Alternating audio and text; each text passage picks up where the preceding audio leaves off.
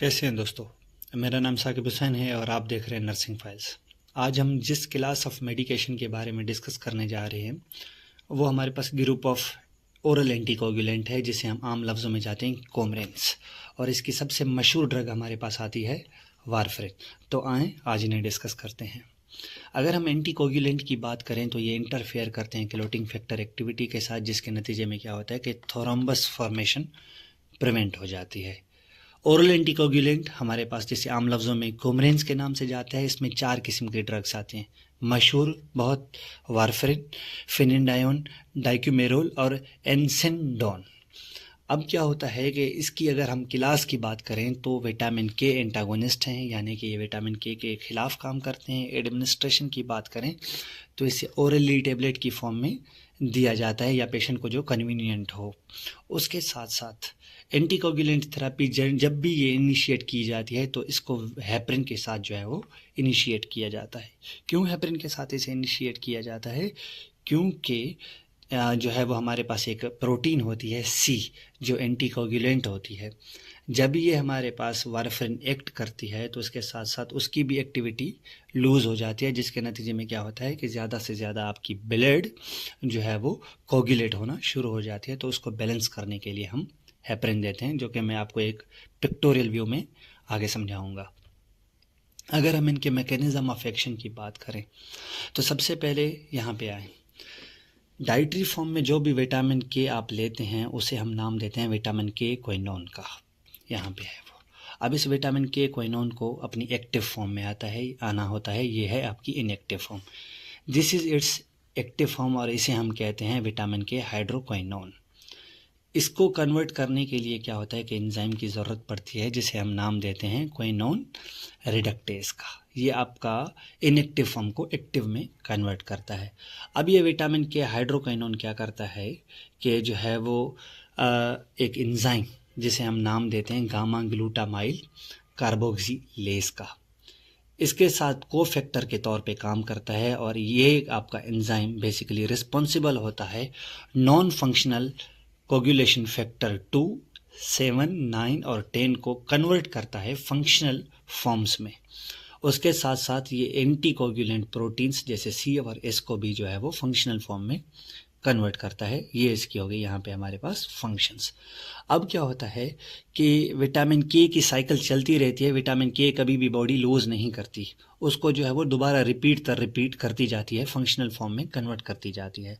तो विटामिन के हाइड्रोक्विनोन दोबारा कन्वर्ट होगा आपका विटामिन के एपोक्साइड में। अब ये विटामिन के एपोक्साइड कन्वर्ट होता है दोबारा विटामिन के हाइड्रोक्विनोन में। होता यहाँ पे ये है कि विटामिन के एपोक्साइड को कन्वर्ट होने के लिए एक एंजाइम की ज़रूरत पड़ती है, जिसे हम नाम देते हैं एपोक्साइड रिडक्टेज का। अब ये आपका एपोक्साइड रिडक्टेज जो है वो इनहिबिट किया जाता है आपकी ड्रग वारफरिन के थ्रू। तो वारफरिन का मैकेनिज्म ऑफ एक्शन क्या हुआ कि ये विटामिन के एपोक्साइड को कन्वर्ट नहीं होने देती विटामिन के क्विनोन में। किस चीज़ को इनहिबिट करके? एपोक्साइड रिडक्टेज एंजाइम को इनहिबिट करके। जब ये साइकिल नहीं रिपीट हुई, जो आपके रिजर्व विटामिन के हैं वो काम नहीं आ पा रहे, तो इसके नतीजे में क्या होता है कि जो ये नॉन फंक्शनल को फैक्टर हैं 2, 7, 9 और 10, ये भी कन्वर्ट नहीं हो पाते फंक्शनल फॉर्म में। तो जिसके नतीजे में एक नुकसान ये भी हुआ कि जो एंटीकोगुलेंट प्रोटीन्स थी सी और एस, ये भी फंक्शनल फॉर्म में कन्वर्ट नहीं हो पाती। जो सी प्रोटीन होती है ना, ये क्या करती है कि ज़्यादा रिएक्ट करती है, इसकी शॉर्ट लाइफ ज़्यादा होती है। जब भी वारफरिन दी जाती है तो ये इसकी ज़्यादा रिएक्शन की वजह से, इसकी ज़्यादा शॉर्ट लाइफ की वजह से क्या होता है कि ये सबसे पहले डिप्लीट होना, ख़त्म होना शुरू हो जाती है। जिसके नतीजे में क्या होता है कि जो पेशेंट की ब्लड होती है ना, वो हाइपर कोगुलेशन में जाती है, ज़्यादा से ज़्यादा जमना शुरू हो जाती है। तो इस चीज़ को कवर करने के लिए पेशेंट को पहले वही लिखा हुआ था कि हेपरिन के साथ जो है वो दी जाती है, ताकि ज़्यादा से ज़्यादा हाइपर कोगुलेशन ना हो। तो ये इसका मोड ऑफ एक्शन है। ऊपर वही नॉर्मल फिजियोलॉजी लिखी हुई है कि विटामिन के हाइड्रोक्विनोन कोफैक्टर के तौर पे काम करता है एंजाइम गामा ग्लूटामाइल कार्बोक्सिलेज के साथ, जो कन्वर्ट करता है नॉन फंक्शनल को फंक्शनल कोगुलेशन फैक्टर 2, 7, 8, 9, 10 को। उसके साथ साथ ये एक और फंक्शन प्रोवाइड करता है एंटी कोगुलेशन प्रोटीन सी और एस को फंक्शनल प्रोटीन में कन्वर्ट करने का। मैकेनिज्म ऑफ एक्शन वही है ऊपर जो हमने पढ़ा कि ये ब्लॉक करता है विटामिन के एपोक्साइड रिडक्टेस एंजाइम को, और इसके नतीजे में क्या होता है कि रिजनरेशन ऑफ विटामिन के एपोक्साइड नहीं हो पाता। तो इसका नतीजा क्या हुआ, inhibit maturation of clotting factor 2, 7, 9 और 10, और इसके साथ साथ एक नुकसान भी हुआ एंटीकोगुलेशन प्रोटीन सी और एस का नॉन फंक्शनल होना, जिसके नतीजे में क्या होता है कि हाइपरकोगुलेशन होती है, और जिसको जो है वो बचाने के लिए हम हेपरिन देते हैं। इसके थ्रू दिस मैकेनिज्म वारफरिन जो है वो can deplete function of vitamin के रिजर्व, जिसके नतीजे में क्या होता है कि वारफरिन थेरेपी की वजह से विटामिन के रिजर्व जो है वो ख़त्म हो जाते हैं, और क्या होगा कि सिंथेसिस ऑफ क्लोटिंग फैक्टर्स की जो है वो रिडक्शन हो जाएगी। तो ये इसका बेसिकली मैकेनिज्म ऑफ एक्शन है। अगर हम मॉनिटरिंग ऑफ एंटीकोगुलेंट की बात करें तो जब भी आप पेशेंट को ओरल एंटीकोगुलेंट ये देते हैं वारफरिन, तो आप क्या करते हैं, केयरफुली मॉनिटर करते हैं पेशेंट के कोगुलेशन लेवल्स को, जो आप जो है वो इंजेस्टेड और इंजेक्टेड लेवल में दे रहे हैं। अगर एक्सेसिव एक्टिविटी हो रही है एंटीकोगुलेंट की हमारे पास, तो क्या होता है कि पेशेंट को हेमरेज हो सकता है, इंटरनल ब्लीडिंग हो सकती है। अगर ये एंटीकोगुलेंट आपकी इनसफिशिएंट एक्टिविटी दिखा रहे हैं तो इसके नतीजे में क्या होता है कि पेशेंट को थ्रोम्बोसिस बन सकता है। तो इसको जो है वो देखने के लिए हम जो है वो एक टेस्ट यूज़ करते हैं जिसे हम आम लफ्ज़ों में कहते हैं INR, लेबोरेटरी टेस्ट होती है, इंटरनेशनल नॉर्मलाइज्ड रेशो। इसको देखने के लिए क्या होता है कि आपका प्रोथ्रोम्बिन टाइम की जो है वो ज़रूरत पड़ती है, और इसे जो है वो मेजर किया जाता है बिफोर स्टार्टिंग ट्रीटमेंट। तो क्या होता है कि इसके अगर हम रेशो को देखने की कोशिश करें तो पेशेंट का प्रोथ्रोम्बिन टाइम जो होता है वो डिपेंड करता है कि उस वक्त पेशेंट की क्लिनिकल कंडीशन क्या है, और नॉर्मल प्रोथ्रोम्बिन टाइम जो है वो हम देखते हैं कि वो हमारे पास कितना होता है, 11.0 सेकंड से लेके 12.5 सेकंड तक। जब हम डिवाइड करते हैं तो हमें INR का रेशो जो है वो यहाँ पे मिल जाता है, और ये हमें स्टेबलाइज करना होता है 2.0 से लेके 3.5 तक, तब हम जो है वो थेरेपी शुरू कर सकते हैं। उसके साथ साथ अगर हम वारफरिन के थेरापेटिक यूजेस की बात करें तो इसे prevent and treatment of thromboembolic disorder के तौर पे दिया जाता है। कौन से ऐसे थ्रोम्बोएम्बोलिक डिसऑर्डर्स हैं, DVT, deep vein thrombosis, pulmonary embolism, ischaemic stroke या ट्रांजिएंट इस्केमिक स्ट्रोक, उसके साथ साथ कोरोनरी आर्टरी डिजीज़ या मायोकार्डियल रिपीटेड इन्फाक्शन के जो है वो ट्रीट करने के लिए भी दिया जाता है, इनकी प्रिवेंशन के लिए भी दिया जाता है। उसके साथ साथ कुछ ऐसे जो है वो सर्जरीज़ होती हैं जिनके लिए भी इसको यूज़ किया जाता है, जैसे मैकेनिकल प्रोस्थेटिक हार्ट वेल्व के जो पेशेंट हैं उनकी सर्जरी जब हो चुकी है तब भी उसको दिया जाता है। Arterial fibrillation, hyper coagulable states जैसे एंटीफॉस्फोलिपिड सिंड्रोम हो गया, DIC हो गया, पोस्ट कार्डिक प्रोसीजर्स हो गए, PCI, coronary angioplasty, cardiopulmonary bypass, ECMO या डायलिसिस, मोस्टली आप देखते होंगे डायलिसिस वार्ड्स में, यहाँ पे जो है वो ये एंटीकोगुलेंट ओरल दी जाती है। अगर हम वारफरिन के साइड इफ़ेक्ट की बात करें तो अगर अनड्यू ब्लीडिंग हुई, पेशेंट को हद से ज़्यादा ब्लीड हो रही है, तो इसके लिए हम एक एंटीडोट यूज़ करते हैं जिसे हम नाम लेते हैं विटामिन के का, और इसे दूसरा लफ्ज़ों में कहा जाता है फाइटोनाडियोन। ये है आपका फाइटोनाडियोन। उसके साथ साथ इसके दूसरे साइड इफ़ेक्ट्स भी हैं, hair loss, fever, bone marrow suppressions. उसके साथ साथ गैस्ट्रो इंटेस्टिनल इफ़ेक्ट्स भी देखे जाते हैं, जैसे एनोरेक्सिया, वोमिटिंग, डायरिया या एब्डोमिनल क्रैम्प्स।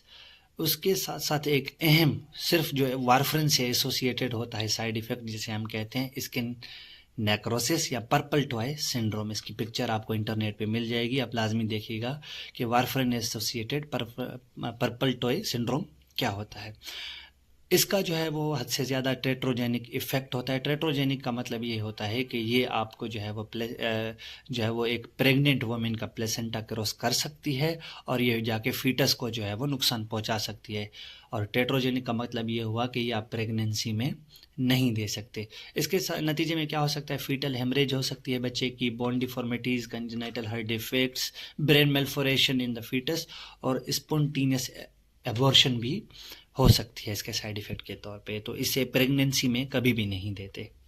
कॉन्ट्राइंडिकेशन की अगर हम बात करें वारफरिन की, तो एक्टिव इंटरनल ब्लीडिंग में नहीं देंगे, रिसेंट मेजर ट्रामा 3 महीने तो हो चुके हैं, 3 महीने के अंदर अंदर आपने नहीं देने, इंट्राक्रैनियल हेमरेज की हिस्ट्री है भी नहीं देनी, जीआई अल्सर ब्लीडिंग डिसऑर्डर्स है नहीं देनी, ये आपने वारफरिन आई ब्रेन या स्पाइनल कॉर्ड की सर्जरी हो रही है भी नहीं देनी, स्पाइनल एनेस्थीसिया और पंक्चर जब पेशेंट को किया जाता है तो भी नहीं देते, क्योंकि रिस्क ऑफ एपिड्यूरल हिमाटोमा होता है और जो लीड करता है इरिवर्सिबल पैरालिसिस। अगर ये पेशेंट को हो गया तो वो पैरालिसिस से कभी भी नहीं उठ पाएगा। प्रेगनेंसी और ब्रेस्ट फीडिंग में जो है वो नहीं देते, ट्रेट्रोजेनिक इफेक्ट होता है इसका। सीवियर हेपेटिक डिजीज में भी नहीं देते, इनमें ये कॉन्ट्राइंडिकेटेड है। अगर हम ड्रग और फूड इंटरेक्शन की बात करें तो वारफरिन, बेसिकली वारफरिन जो है वो क्या होता है कि इसको जो है वो ब्रेक डाउन कहाँ पे किया जाता है, लिवर में, और इसको ब्रेक डाउन करने के लिए एक एंजाइम की नीड पड़ती है जिसे हम कहते हैं CYP450। ऐसे एंजाइम जो CYP450 को जो है वो इनहिबिट करेंगे तो इसके नतीजे में क्या होगा कि वारफरिन का ब्रेक डाउन नहीं होगा। जब ये वारफरिन का ब्रेक डाउन नहीं होगा, ये एक्सक्रीट आउट नहीं होगी, तो इसके नतीजे में क्या होगा कि ये ज़्यादा फंक्शन करेगी और ज़्यादा ब्लीड करवाएगी पेशेंट को। तो कौन से ऐसे इनहिबिटर्स हैं जो CYP450 इनहिबिटर्स कहलवाते हैं, जो जाके इस लिवर के एंजाइम को इनहिबिट करते हैं? तो सिमिटाइडिन, ओमेप्राजोल, मेट्रोनिडाजोल और एमिड्रोन जो है वो नहीं दी जाती वारफरिन के साथ। उसके साथ साथ CYP450 इंड्यूसर्स भी हैं हमारे पास, वो हमारे पास ड्रग्स जो जाके इस एंजाइम की एक्टिविटी बढ़ाती हैं। जब ये इस एंजाइम की एक्टिविटी बढ़ेगी तो वारफरिन हद से ज़्यादा जो है वो ब्रेक डाउन होगी और ये ज़्यादा से ज़्यादा एक्सक्रीट आउट होगी। तो इसका क्या होगा कि हमें जो है वो इफ़ेक्ट कम देखने को मिलेगा, तो जो डिज़ायर इफ़ेक्ट है वो नहीं मिलेगा। तो कैसी कौन सी ड्रग्स हैं वो? ग्रेजोफ्लेविन, बार्बिट्यूरेट्स, फेनिटोइन और कार्बामिज़ापाइन। इन ड्रग्स के साथ जो है वो वारफरिन नहीं दी जाती है, और ये अगर वारफरिन दे रहे हैं तो आपको इन ड्रग्स को बंद करना पड़ेगा, अपने पेशेंट को ये एजुकेट करना है। फूड एंड बेवरेज इंटरेक्शन भी होती हैं। विटामिन के रिच फूड्स, स्पिनच, केल, ब्रोकली नहीं देने। क्यों नहीं देने? क्योंकि विटामिन के ज़्यादा से ज़्यादा बॉडी में आएगा तो क्या होगा कि वारफरिन का इफेक्ट कम देखने को मिलेगा। Cranberry juice, grapefruit juice, green tea नहीं देनी, क्योंकि ये क्या करती हैं, इफ़ेक्ट ज़्यादा करवाती हैं, तो ज़्यादा इफ़ेक्ट देखने को मिलेगा तो ब्लीडिंग होगी। अल्कोहल, निकोटीन नहीं देनी, क्योंकि अनप्रेडिक्टेबल INR चेंजेस आ सकते हैं। अगर हम वारफरिन की जो है वो असेसमेंट और मॉनिटरिंग की बात करें नर्सिंग कंसिडरेशन के हवाले से, तो जब भी आपने वारफरिन शुरू करनी है तो सबसे पहले आपने असेस करना है vital science, science of bleeding और लेबोरेटरी टेस्ट रिजल्ट्स जो कि मैंडेटरी हैं, CBC, PT, INR, renal and hepatic functions. और उसके साथ साथ अगर एक क्लाइंट जो कि फीमेल है और वो जो है वो बेबी बियरिंग एज में है, तो आपने चाइल्ड बियरिंग एज में है, तो आपने क्या करना है कि उसकी हमेशा प्रेगनेंसी टेस्ट करवानी है। प्रेगनेंसी टेस्ट से क्या होगा कि अगर वो नेगेटिव आ रही है तब देनी है आपने वारफरिन, अगर वो पॉजिटिव आ रही है तो पॉजिटिव में वारफरिन क्या है, हमारे पास ट्रेट्रोजेनिक है। उसके साथ साथ आपने मॉनिटर करने हैं IAR लेवल। इस ड्रग के साथ जब भी देंगे तो मॉनिटर करते रहेंगे, साइंस ऑफ ब्लीडिंग, कहीं साइन तो नहीं आ रहे हैं हमारे पास। और थेराप्यूटिक इफेक्ट क्या है, क्या हमें जो डिज़ायर इफेक्ट है, absence of thromboembolic effects, thromboembolic effects, वो कम हो रहे हैं या नहीं हो रहे। अगर वो नहीं हो रहे, DVT बढ़ रहे, तो क्या होता है कि हमें पता लग जाता है कि ये ड्रग काम नहीं कर रही। उसके साथ साथ वारफरिन की क्लाइंट एजुकेशन बहुत है। मैं अपने पेशेंट को जब ये प्रेस्क्राइब्ड एक फिजिशियन ने कर दी तो आपकी ये जिम्मेदारी है कि आप पेशेंट को एजुकेट करें इस ड्रग के बारे में। तो सबसे पहले आपने ये बताना है कि पर्पस ऑफ मेडिकेशन है क्या, क्यों दे रहे हैं हम आपको ये ड्रग। तो आपने बताना है कि इससे प्रिवेंट किलॉट होते हैं और थ्रोम्बो एम्बोलिक जो है वो इसका इफेक्ट होता है। ये जो है वो आपके थ्रोम्बस और एम्बोलम को जो है वो एम्बोलस को जो है वो नहीं बनने देता। उसके साथ साथ टेक एग्जैक्टली एज डायरेक्टेड, जैसा आपको डोज दिया गया है उसी तरह से आप देंगे हैं, जिस टाइम पे दिया गया है उसी टाइम पे लेनी है। अगर आपने कोई भी डोज मिस कर दिया तो डबल नहीं लेना, आपने हमेशा हेल्थ केयर प्रोवाइडर से पहले रुजू करना है। उसके साथ साथ need for regular INR testing होती है इस ड्रग के साथ। मेन साइड इफेक्ट इसका क्या हो सकता है, सबसे ज़्यादा होता है ब्लीडिंग। तो ब्लीडिंग की वजह से क्या होता है कि हमें ब्लीडिंग प्रिकॉशंस लेने होते हैं, पेशेंट को समझाना होता है कि ऐसी कोई भी एक्टिविटी ना करें जिससे ब्लीडिंग हो सकती है और जिसको कंट्रोल करना बड़ा मुश्किल हो जाए और आपका ब्लड लॉस हो। तो सबसे पहले ब्लीडिंग प्रिकॉशंस क्या है, सॉफ्ट ब्रिस्टल टूथब्रश लेना है, फ्लश जेंटली करना है, हमेशा जो है वो आपने आहिस्ता आहिस्ता लगाना है। इलेक्ट्रिक रेज़र जो है वो शेविंग के लिए इस्तेमाल करना है, कभी भी आपने जो है वो ब्लेड वगैरह इस्तेमाल नहीं करना। केयर विथ शार्प ऑब्जेक्ट्स, कोई भी आपने शार्प ऑब्जेक्ट्स के साथ जो है वो काम नहीं करना ज़्यादातर। Avoid hazardous activity, contact sports, जैसे आप कोई ज़्यादा खेल कूद करते हैं जहाँ पे गिरने का खतरा ज़्यादा होता है, तो आपने ऐसी एक्टिविटीज़, ऐसी स्पोर्ट्स नहीं खेलनी। Eliminate tripling hazards and wear helmet when bike driving riding, जब भी आपने बाइक राइड करनी है तो आपने वियर हेलमेट करना है हमेशा। उसके साथ साथ क्लाइंट एजुकेशन हमारे पास आगे भी कंटिन्यू है। आपने कब जो है वो इमीडिएटली नोटिफाई करना है, जब आपको ये चीज़ें हों। माइनर कट्स जो है वो फ्रिम प्रेशर 15 मिनट तक, आपके अगर कोई माइनर चोट लगे हाथ में कहीं पाँव में, तो आपने 15 मिनट तक उसको जो है वो गॉज के साथ, एंटीसेप्टिक गॉज के साथ जो है वो दबा के रखना है। नोज़ ब्लीड अगर हो रही है तो मुंह जो है वो आगे की तरफ करना है और जो है वो नोस्ट्रल की तरफ जो है वो आपने प्रेशर देना है नोस्ट्रल पे 15 मिनट तक, ताकि ज़्यादा से ज़्यादा ब्लीड को रोका जाए और जो आ रही है उसको नीचे किया जाए ना, ताकि ना कि वो हमारे पास अंदर की तरफ जाए।